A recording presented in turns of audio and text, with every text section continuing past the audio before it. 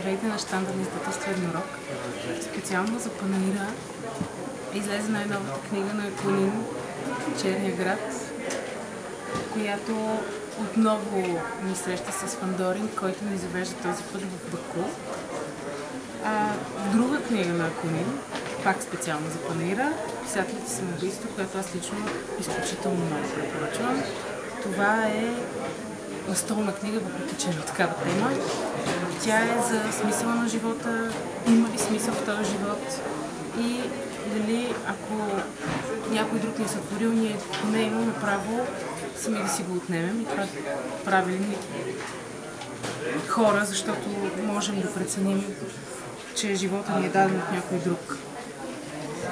И разбира се, Хилари Мантел, която обра всички възможни награди в Великобритания.